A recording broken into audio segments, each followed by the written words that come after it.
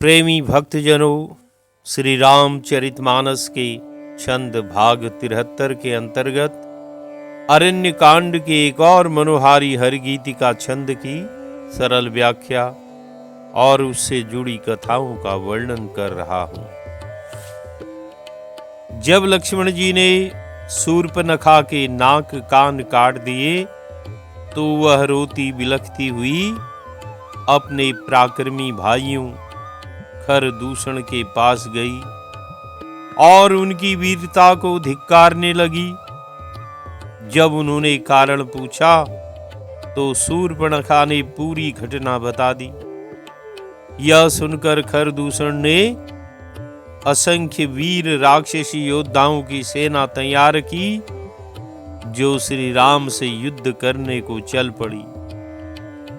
तब रामचंद्र जी ने सीता जी को लक्ष्मण जी के साथ पर्वत की कंदरा में भेज दिया और शत्रुओं की सेना को समीप देखकर श्री राम जी ने हंसकर अपने कठिन धनुष को चढ़ाया। कठिन धनुष चढ़ाकर सिर पर जटा का जूड़ा बांधते हुए प्रभु ऐसे शोभित हो रहे हैं जैसे मरकतमणि के पर्वत पर करोड़ों बिजलियों से दो सांप लड़ रहे हों।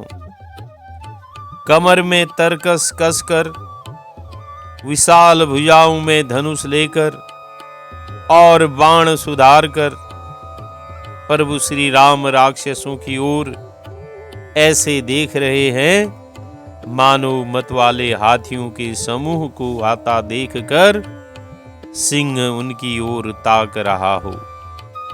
तब बड़े बड़े योद्धा पकड़ो पकड़ो कहते हुए दौड़ते निकट आ गए। जैसे उदय होते समय बाल सूर्य को अकेला देखकर दैत्य घेर लेते हैं। कौन से दैत्य हैं जो बाल सूर्य को घेर लेते हैं? विष्णु पुराण की कथा के अनुसार प्रतिदिन मंदेह नामक दैत्य सूर्य को खाने की इच्छा करते हैं। ब्रह्मा जी का उनको शाप है कि वे प्रतिदिन मरे पर उनका शरीर अक्षय रहे।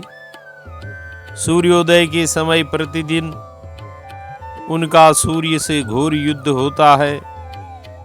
उस समय जो लोग गायत्री मंत्र से अभिमंत्रित जल सूर्य की ओर चढ़ाते हैं तो वह उन राक्षसों को वज्र के समान लगता है और उस जल से वे राक्षस जल जाते हैं और सूर्य का कुछ नहीं बिगड़ता।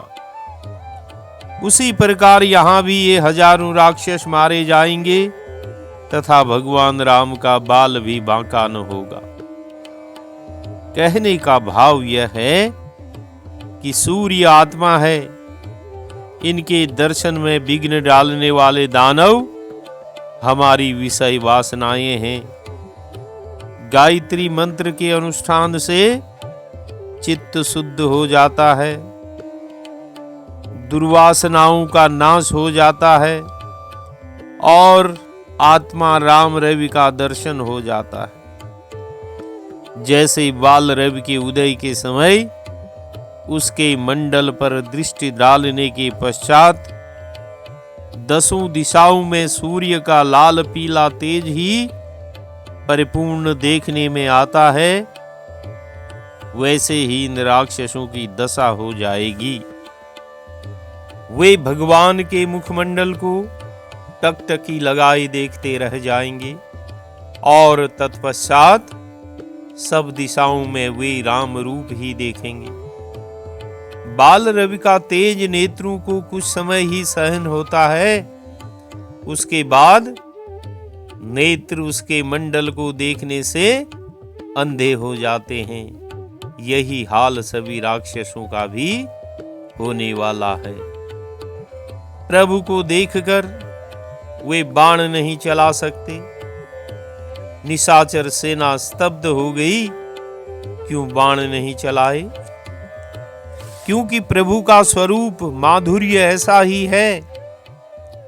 रूप को देखा नहीं कि मन उसी में डूब गया, मोहिनी पड़ गई। दूसरे, वे प्रभु का तेज देख ठिठक गए। तीसरा, प्रभु के रूप ने उन्हें मोहित कर दिया। तब खरदूषण ने मंत्री को बुलाकर कहा, ये कोई मनुष्यों में भूषण रूप राजकुमार हैं। नाग, असुर, सुर, नर और मुनि जितने भी हैं, हमने कितने ही देखे, कितनों को जीता और न जाने कितनों को मार डाला, पर हमने ऐसी सुंदरता कहीं नहीं देखी। यद्यपि इन्होंने हमारी बहन शूर्पणखा को कुरूप कर डाला है, तथापि ये उपमा रहित पुरुष वध किए जाने योग्य नहीं है। राक्षस इन्हें देखकर मोहित हो गए हैं। उन्होंने आज तक ऐसा सौंदर्य कहीं भी नहीं देखा है। वे श्री राम की शोभा पर इतने मुग्ध हो गए हैं, अपनी बहन का अपमान करने पर भी नष्ट करने की इच्छा नहीं रह जाती। शास्त्र की भी मर्यादा है कि जितने भी पदार्थ अद्भुत और स्वयं परिपूर्ण होते हैं, वे ईश्वर की विभूति समझे जाते हैं और उनका विनाश करना पाप समझा जाता है। कोमल बालकों पर आघात करने में खरदूषण जैसे उन्मत्त राक्षसों के भी हाथ बंध गए। यह मानवीय अंतःकरण का सहज स्वभाव है। भगनी का अपमान सहन करने को खरदूषण तैयार हैं, तथापि नारी लोभ, काम प्रताप कितना प्रबल है कि सीता जी प्राप्त हो जाए, अपने 14 सहस्त्र शूरवीरों की बलि देने को सहज ही तैयार हैं। तब खरदूषण अपने दूत भेजकर संदेश देते हैं कि अपनी छिपाई हुई स्त्री को हमको तुरंत दे दो और जीते जी दोनों भाई घर लौट जाओ।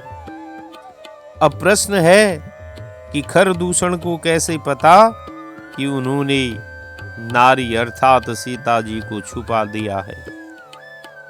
यह बात उन्हें शूर्पणखा ने बताई। कहने का भाव कि तुमने स्त्री का अपराध किया है, अतः उसके दंड में स्त्री ले लेंगे और तुमको छोड़ देते हैं। खरदूषण मन में विचार कर रहे हैं कि यदि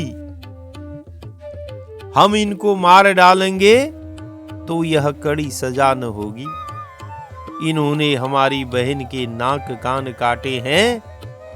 यही सोचकर उन्होंने कहा कि हमें सीता को दे दो, जिससे इनकी भी नाक संसार में कटेगी।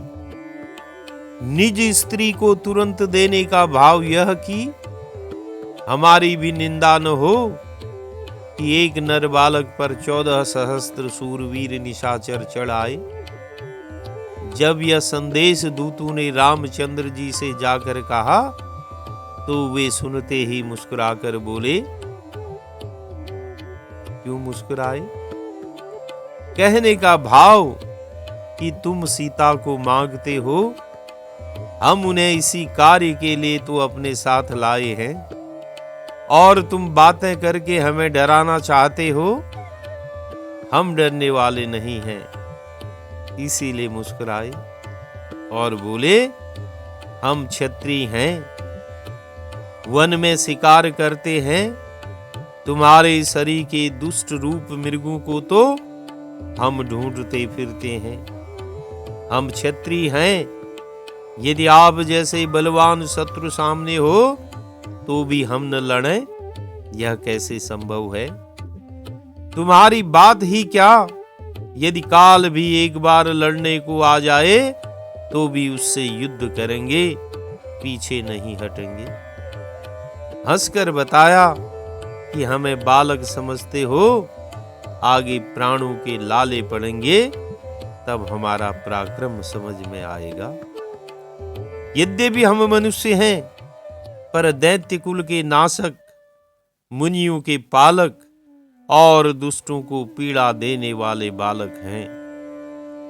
श्री राम दूतों से कहते हैं कि खरदूषण से जाकर कहना, यदि बल न हो तो घर लौट जाओ। लड़ाई में पीठ किए हुए, मुंह फेरे हुए किसी को भी मैं नहीं मारता। अर्थात मतवाला, सनकी, पागल, सोया हुआ, बच्चा, स्त्री, मूर्ख, शरणागत, रथहीन, डरे हुए शत्रु को धर्मज्ञ पुरुष नहीं मारते। लड़ाई में चढ़ाई करके कपट, चतुरता और शत्रु पर कृपा करना तो महान कायरता है। दूतों ने तुरंत जाकर जब खरदूषण को यह बात बताई तो इनका हृदय क्रोध से जल उठा। अर्थात जले भुने तो पहले से ही थे, भगनी की दशा देखकर अब अत्यंत दाह हो उठा। वे शायद कह रहे हों कि हमने तो दया दिखाई कि स्त्री दे दो और चले जाओ, हम प्राण न लेंगे, और वह उल्टा समझ हमें कायर समझ रहे हैं। खरदूषण के जल उठने के और भी कारण हैं। जैसे उनका मनोरथ बिना लड़े ही सीता जी की प्राप्ति का था, जो अब धूल में मिल गया। निरप बालकों के मुख से त्रिलोक के विजयी वीर राक्षसों का अपमान और शत्रु के अपमर्दन कारक वचन, वो भी अपने ही सचिवों के मुख से सारी राक्षस सेना के सामने सुनना उनके लिए असह्य हो गया। तुलसीदास जी ने बड़े ही मनोहारी पूर्ण ढंग से हरिगीतिका छंद में खरदूषण की मनोस्थिति का वर्णन किया है। आइए इसका गायन करते हैं। उरदहेहु कहेहु कि धरहु धाये, बिकट भट रचनी चरा, सर चाप तोमर शक्ति शूल, कृपान परिघ परशु धरा। प्रभु कीन्ही धनुष टंकोर, प्रथम कठोर घोर भयावहा। भय बधिर व्याकुल जातु धानन, ज्ञान तेहि अवसर रहा। उरदहेउ कहेउ कि धरऊ धाये, विकट भट रजनी चरा। तुलसीदास जी कहते हैं कि श्री राम के वचन सुनकर खरदूषण का हृदय जल उठा। तब उन्होंने कहा कि पकड़ लो। यद्यपि हृदय में अत्यंत दाह हुआ तो भी मारने को न कहा, केवल पकड़ लो यही कहा। क्योंकि उनका सौंदर्य अनुपम है, नरभूषण है, यह बात अब भी उनके हृदय में है, इसीलिए कहा पकड़ लो। सर चाप तोमर शक्ति शूल, कृपान परिग परशु धरा। सर कहते हैं तीर को, चाप कहते हैं धनुष को, तोमर भाले की तरह का एक प्रकार का अस्त्र जिसके आगे लोहे का बड़ा फल लगा रहता है। परशु कहते हैं फरसे को, शक्ति कहते हैं बर्छी को, जो भाले से छोटी होती है, जिसे फेंक कर चलाया जाता है। शूल क्या है?